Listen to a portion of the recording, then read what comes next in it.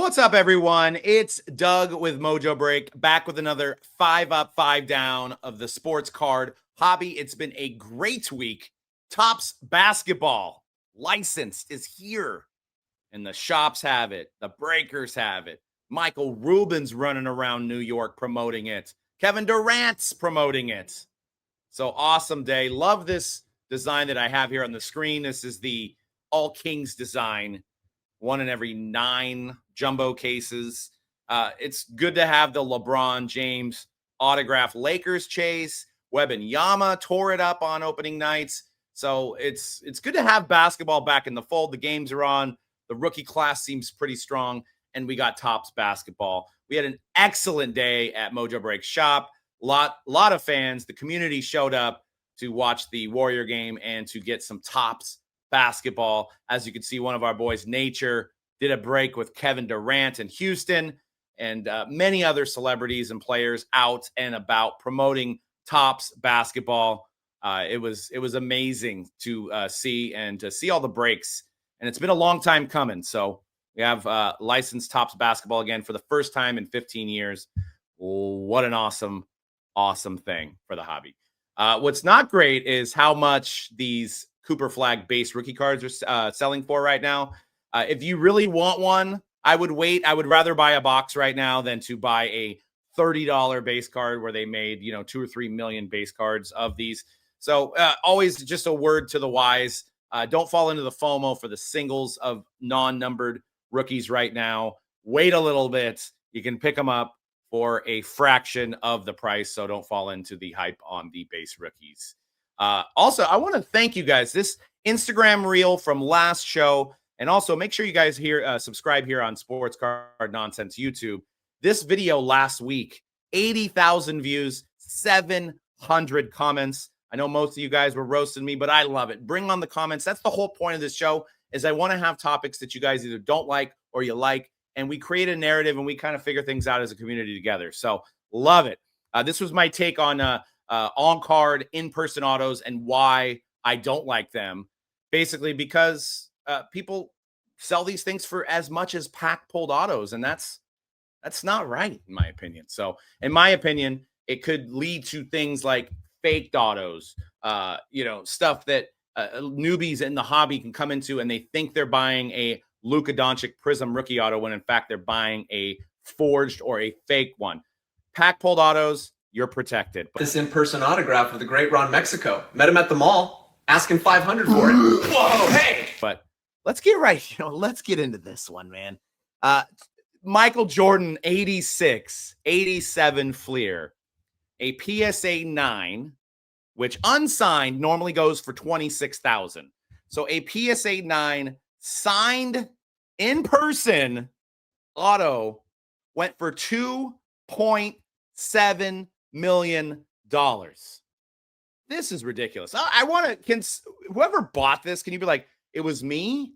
Because it's crazy to me that a card that would sell without an autograph at $26,000 in a PSA 9 would sell for $2.7 million with an autograph on the card.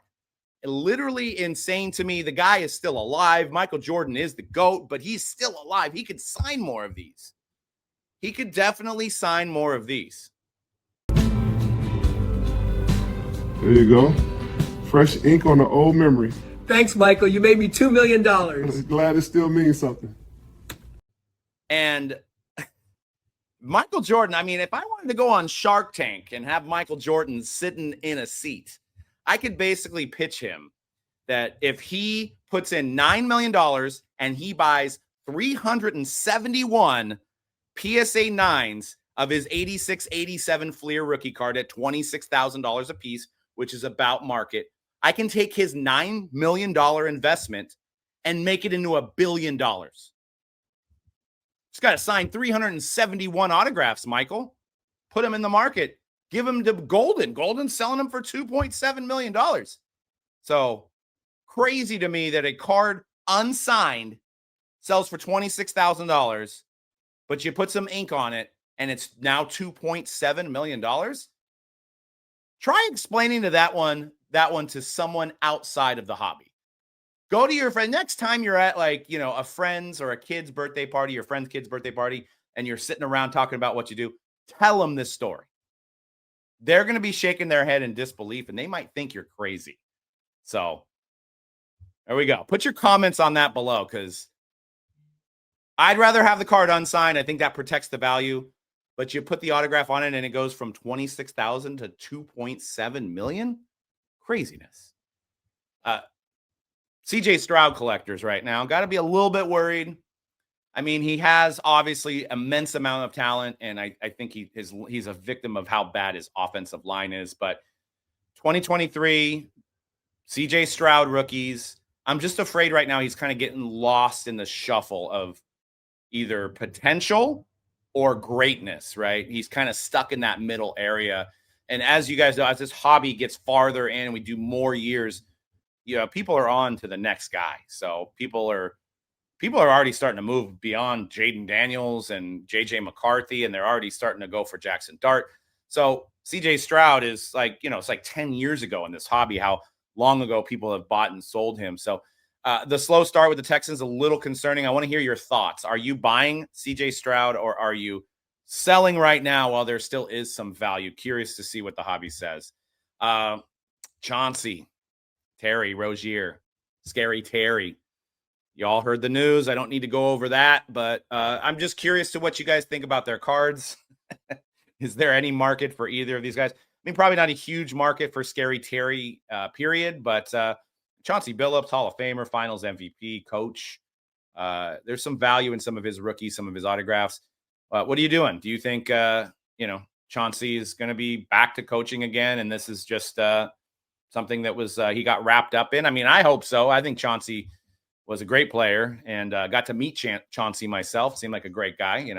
Obviously, a 20-minute conversation doesn't really tell you what a person's character is. But what is your thoughts on Chauncey Billups' cards and just the NBA as a whole with this, gambling stuff going on with players possibly taking themselves out of the game or giving info to these bookies of who's not going to play what nights, that Vegas doesn't have those odds yet. So insider's edge. Here in California, we can't do any prop bets. We can't do any sports betting. All we can do is, DraftKings, picking players and stuff like that. So I haven't really been immensely involved in prop betting and gambling. So not an expert on it, but you guys in states that are, do you feel misled on some of these prop bets over the years? Because now you kind of have an inkling in your mind that there's maybe some kind of fixing, that the players are involved, that for-profit mafia is involved. I want to know. So I know it's been on everybody's news stories for this whole week. Diamond Icons Baseball is absolutely awesome. We're breaking it at mojobreak.com. Huge chases, beautiful cards, lots of variety, Hall of Famers, legends, and Shohei Ohtani. That's all you need to say. You walk in my store and you're saying, I want to get Diamond Icons. Who's in there? Shohei Ohtani. That's it. That's all you need to know. Cooper Flag's 101 was already pulled out of Topps Basketball, 101 rookie. What do you guys think this goes for? Apparently, it was pulled in China, according to the social media outlet X, that this was pulled in China. So what do you think this goes for? And would you sell it right away? Or do you think there's a long-term play here with Cooper Flag? Shohei Ohtani, oh my God. I mean, just godlike numbers for Shohei Ohtani, as you can see on the screen here. It's just some insane sales. It just continues to go up, and the World Series starts today. What does Shohei Ohtani's card look like if he wins the World Series MVP? What do they look like if, obviously if he wins the World Series MVP, he's going to get another ring? How does that look? Just historic run. That dynasty card there is mine. I'm like looking at prices. Is it time? But quickly remembered of how badly my decisions were made in like 2020, 2021. Had a lot of great Shohei cards, but he had been dealing with the Tommy John, the injury. He came back, started performing a little bit. Felt like if there was an injury history and it comes again, I have just a small window to sell these cards. So I sold some really bad. I mean, I have a Kanji auto that I got signed in person by Ohtani. I was one of the only 50 people at the Transcendent Ohtani party, and they gave me a blank card to sign, and I had Ohtani signed in Kanji. So it's a Transcendent Kanji auto. Might be a six-figure card that I sold for $6,000. That hurts. So I want to know if you have a card or a decent magnitude, like a couple $1,000 Shohei Ohtani card, are you like going to sell after the World Series? Are you selling now, or are you just holding forever? I know I've asked this question a few times on the show, but this guy just keeps leveling up. So it's like, what in the heck is going on? And when do you do that? So VJ Edgecombe had an historic rookie night on his debut.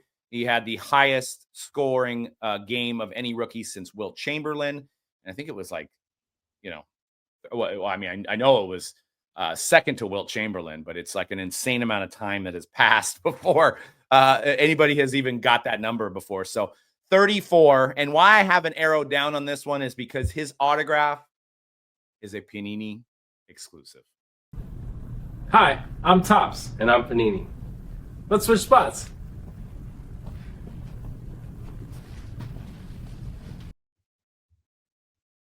We're back to that. We'll never get away from that. As collectors, we're just going to have these companies just signing guys left and right, keeping them out of product. So, I mean, thankfully, yeah, VJ Edgecombe's going to have licensed cards and tops, but he won't have autos. So if there's a dynasty high-end set that comes along from tops, no VJ Edgecombe. So we'll see how he does. That Philadelphia team is fun to watch with some of those young players. So, yeah, kind of a bummer. And I know there's like 4 or 5 other guys that are signed exclusive to autos for Panini, but right out of the gate, first weekend of the NBA, this one kind of hurts the most, judging how much how well he played in his debut. But that's all I got this week on the breakdown, 5 up, 5 down. Make sure you guys hit subscribe. If you want to see me in breaks, I'm actually going to be live on Whatnot this Saturday for the Whatnot card show. And I'm going to be doing singles, dollar start singles. I got like a Tom Brady auto, I got a Kaboom, Burrow. So lots of big cards. So join me this weekend. Also, Mojobreak.com. We're breaking 7 days a week. Everything is scheduled and guaranteed to rip. And we're ripping all the hottest stuff. Topps basketball, Topps Diamond Icons, other Panini stuff like Panini Prism Black, everything. If you can't, Disney Chrome. So check it out. And I'll see you guys next week on the breakdown.